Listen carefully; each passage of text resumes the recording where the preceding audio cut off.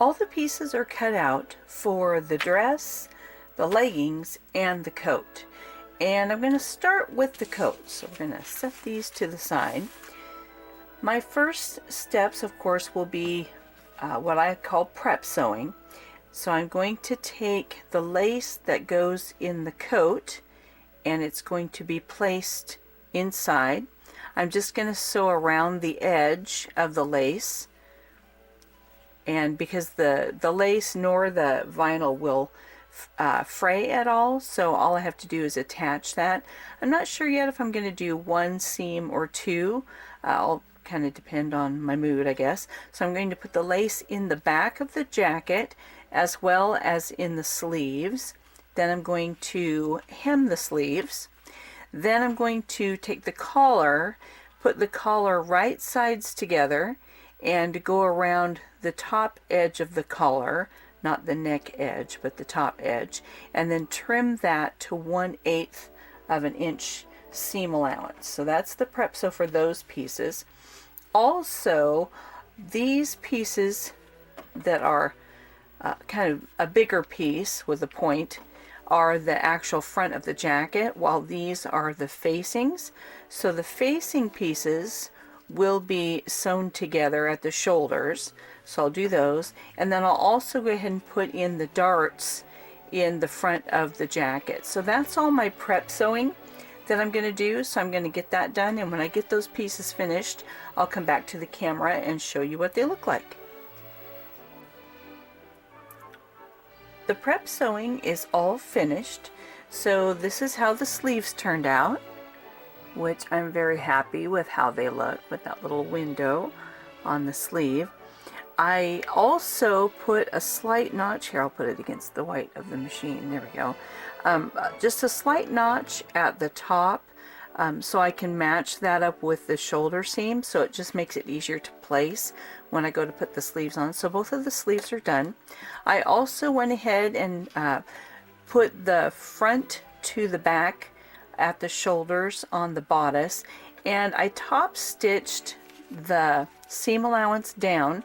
One, it helps keep it in place, and the other thing, when you're sewing with this vinyl, it's very thick, and when you do this, it's kind of nice because then there's no need for shoulder pads, so it kind of gives it that little bit of lift on the shoulders without adding that, because you'll have the thickness of the allowances here, but then also on the facing there's that allowance. So once those are put together, that's going to add a little bit of thickness to the shoulders, so you don't even need to worry about shoulder pads. So these have been put together, and again, I cut the little notch in the center of the neckline on the facing, and I put the little notch in the neckline in the center back of the bodice. So I have those done.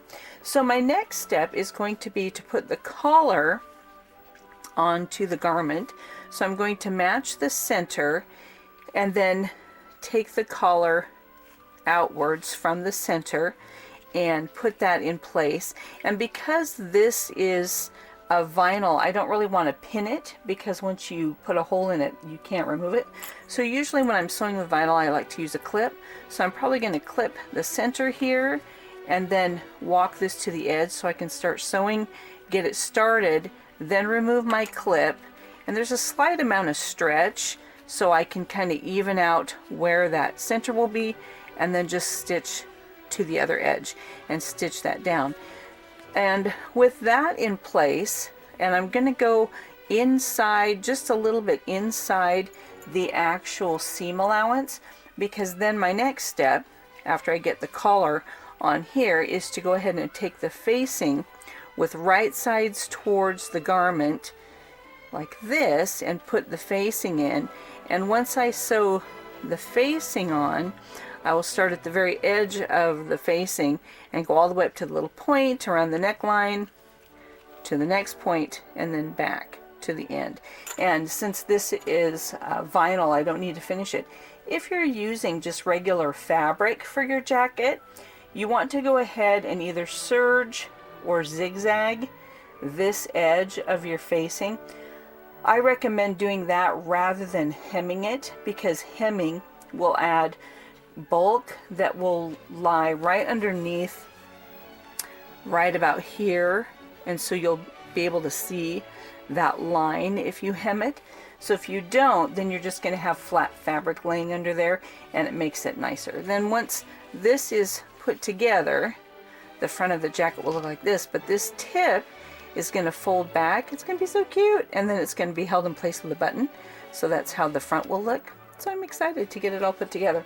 So anyway, that's my next step, is to assemble the collar and the facing, and then I'll come back to the camera.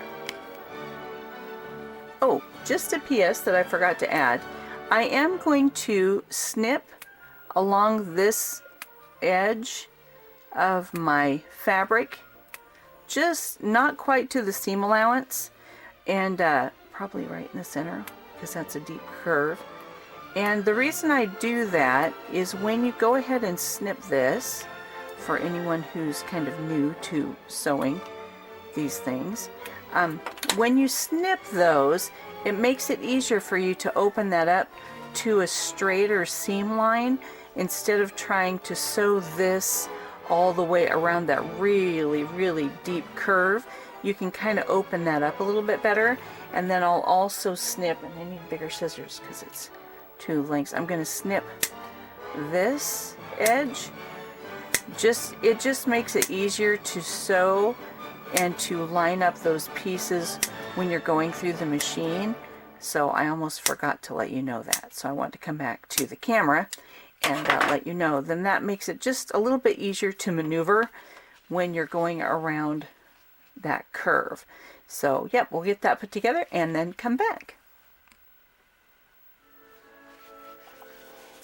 Now with all the pieces together, I went ahead and I got my Fisker scissors, because this is very thick, and I snipped even closer to the actual seam line so that I will be able to turn that out a little bit better. And I don't want to trim too close because I don't want to risk that coming out. But once it's sewn together, I'm going to check and make sure that I don't have any pleats in the lining, and then especially in the coat. So I'm going to flip it to the right side and look around that neckline where it's that real sharp curve and make sure I don't have any pleats. So I don't see any pleats, so I'm going to turn this right side out. And I have trimmed just the tip of that little tip on the coat front so that it'll turn out nicer. So I'm going to go ahead and punch out that corner here. And be careful not to puncture your vinyl, because once you put a hole in it, there's a hole to stay.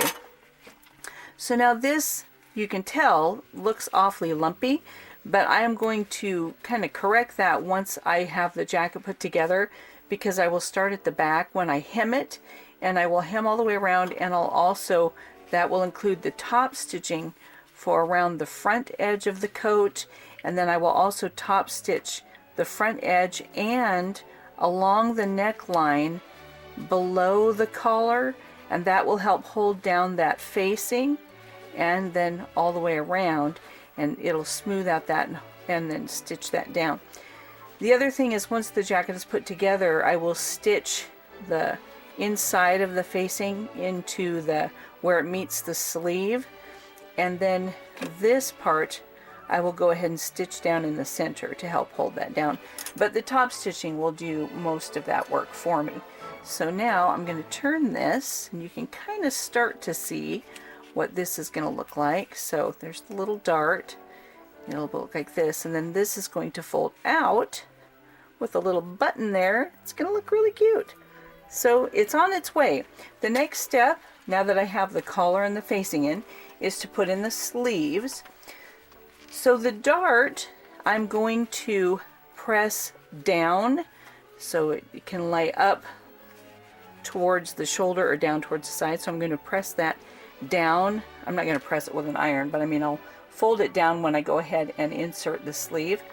And so I'm going to do a baste stitch along the top there so I can gather it slightly, and then I'm going to lay right sides together, and I'll match the outside edge here first, And because I do have a 1/4 inch seam allowance, I will probably pin that inside the seam allowance also with this edge, and I'll pin that, and then I'll adjust those gathers so that it fits the armhole here.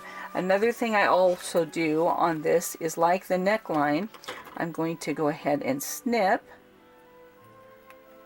in towards the seam allowance to better open that up, so when I put the sleeve in, it's easier to actually sew. So I'm going to snip both sides of the jacket for both sleeves, just like that. There we go. So that when I open that up, it just makes it easier, because all those little tabs, you know, will open up along that seam allowance. So it's easier to put the sleeve in. So the next thing to do is to put in the sleeves, and then once the sleeves are put in, I will come back to the camera. So now the sleeves are in. So I got those in and didn't have any pleating on the actual bodice part, so we're ready to continue. So the next step will be to turn it inside out, and I'm going to start at the sleeve and go down the sleeve to the underarm, and then down to the hem of the jacket. And the sleeve seam allowance, I'm going to sew towards the sleeve. So there we go, it'll look like that, and I'll do that on both sides. And once that is done, then all I'll need to do is to hem the coat and do that top stitching that I talked about. And the coat will then be ready for the little finishing touches of the little buttons, which I don't know if I'm going to use beads or buttons, so we'll see how that turns out. So we'll go ahead and finish that up and then come back to the camera. And here is the coat.